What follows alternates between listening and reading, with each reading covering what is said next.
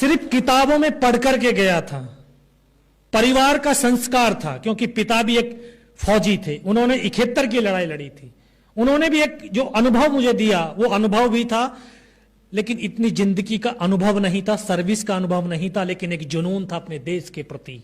और उस जुनून में टाइगर हिल, जो कि आप लोगों ने सुना होगा, द्रास सेक्टर की सबसे ऊंची चोटी जिसकी ऊंचाई 16,500 फीट, उसको 18 ग्रेनेडियर्स ने, घातक प्लेटून्स की टुकड़ी ने 2 दिन और 3 रात बर्फीले तूफान, पाकिस्तान की भारी गोलाबारी, उन सब की परवाह न करते हुए कंधे से कंधा और कदम से कदम मिला करके उस टाइगर हिल टॉप के ऊपर विजय पताका फहराया।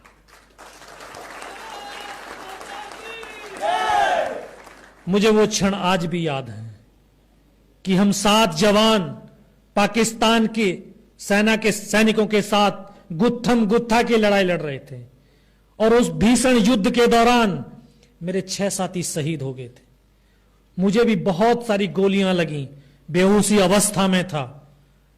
जो अमानवीय जो कार्रवाइयां पाकिस्तान के सैनिक करते हैं वो भी उन्होंने घूंसे, लात, जो भी मारना था मारा भी था, लेकिन उसके बावजूद भी एक अगर हिंदुस्तान का एक नागरिक, हिंदुस्तान का एक सैनिक अगर मन के अंदर एक विश्वास पैदा कर लेता है कि उसको कोई मारेगा नहीं या वो मर नहीं सकता है, तो वो कभी मर भी नहीं सकता है।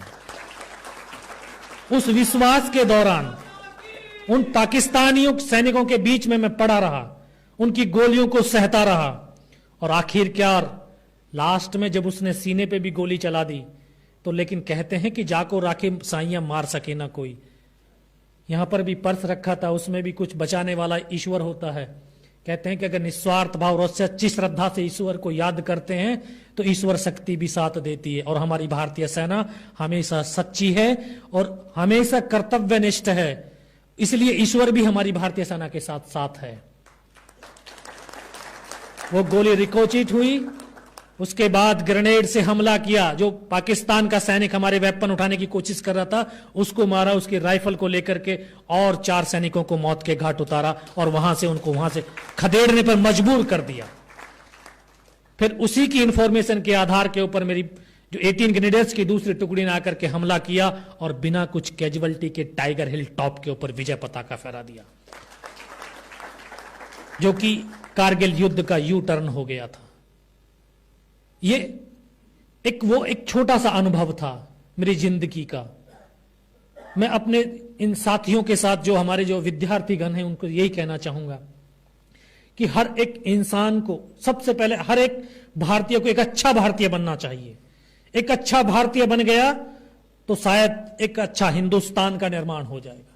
और हम सब चाहते हैं कि हर एक नागरिक एक अपनी कर्तव्य के साथ, अपनी निष्ठा के साथ, ईमानदारी के साथ, वफादारी के साथ अपने जिस भी क्षेत्र के अंदर वो सेवारत कार्यरत रहे, उसके अंदर वो एक ये भावना दिखाए ताकि हमारा देश एक मजबूत सशक्त देश बन सके।